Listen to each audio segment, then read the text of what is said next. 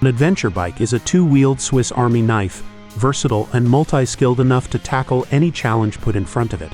From functional daily commutes to an annual cross-continent two-up tour, and from Sunday morning fun on local lanes to a once-in-a-lifetime round-the-world epic, an adventure motorcycle promises to do it all. A key ingredient in the adventure motorcycle recipe is the ability to keep on going when the road runs out. There's a crucial dash of off-road bred into any good adventure bike's DNA. Without it, it's probably something else. A tall all-rounder, perhaps, or an upright sports tourer. But if a bike has off-road inspired features such as spoked wheels, long travel suspension, a 19 inches or 21 inches front wheel, grippy pegs, handguards, or a sump guard, it's likely identifying as an adventure motorcycle. This is Best 2025 Adventure Motorcycle.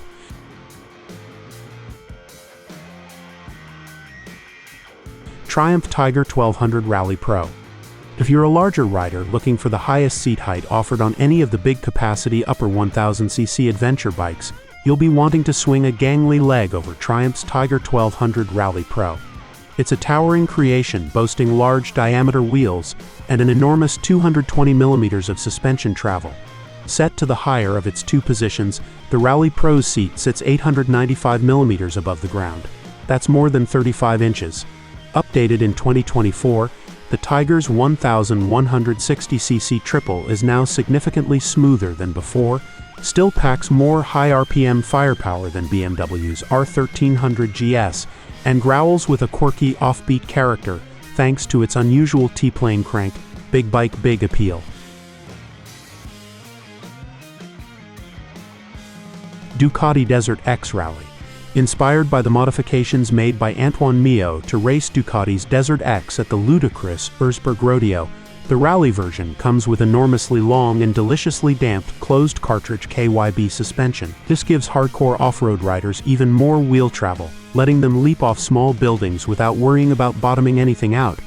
But it also jacks the height of the one-piece saddle up to a lofty 910mm. The riding position is suitably spacious for equally towering riders. Though this hasn't really been built to spend all day sat down. Huge off-road ability, huge stature, and huge price tag.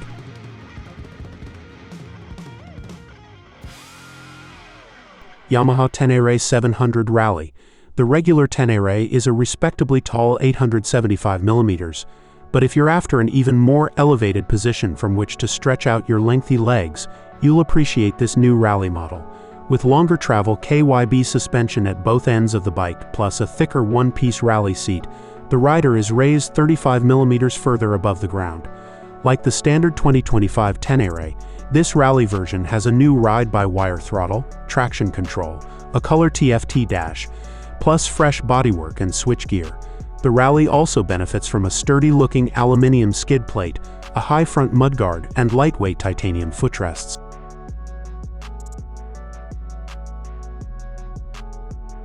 BMW F800 GS. In standard trim, the current F800 GS has an 815mm seat, which is pretty low by adventure standards. But select the seat height reduction option in the online configurator, and for 180-pound sterling, BMW will fit a shorter rear shock with reduced travel, as well as a new saddle. The difference is enormous, dropping seat height down to just 760mm. That's around 30 inches in old money, which by our reckoning makes this the most accessible adventure bike option for riders who are a touch shorter of stature. Combined with its friendly, forgiving power delivery and light clutch, this is a perfect platform for building confidence.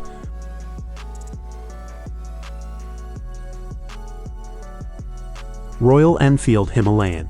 In the lower of its two positions, the Himalayan is shorter than Honda's NX 500 830mm, KTM 390 Adventure 855mm, and BMW G310 GS 835mm. Being a single-cylinder bike, it's also fairly slim, making it more manageable. It's 196 kilograms, which isn't quite as light as we'd like, but it carries it well.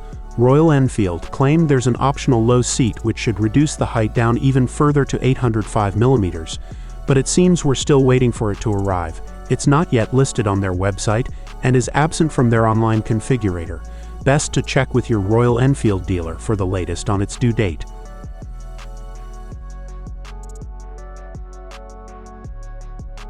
BMW R1300 GS.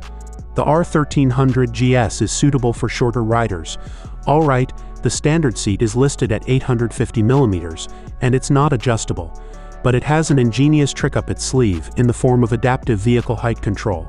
Using some exceedingly clever electronics, it automatically winds off preload from both front and rear suspension units as you slow to a stop, temporarily lowering the seat by around 30mm. It's not cheap, however. It requires the 1660 £sterling dynamic package, plus a further £515 for AVHC. Go for the Comfort Rider Seat Low 2, and you'll save another 20mm, taking the stationary seat height down to just 800mm.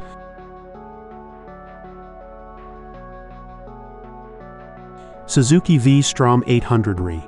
The Re is the lower, lighter, less expensive sibling to Suzuki's excellent V-Strom 800. It uses cast wheels instead of spoked, swaps the Delaware 21-inch front wheel for a more agile 19-incher, and uses shorter travel suspension. The result is a road-focused adventure bike that welcomes riders of all experience levels with open arms, greeting you like an old mate from years back. The saddle's comfortable, the clutch action is light, and the motor serves up plenty of effortless yet never overwhelming grunt from rock-bottom revs.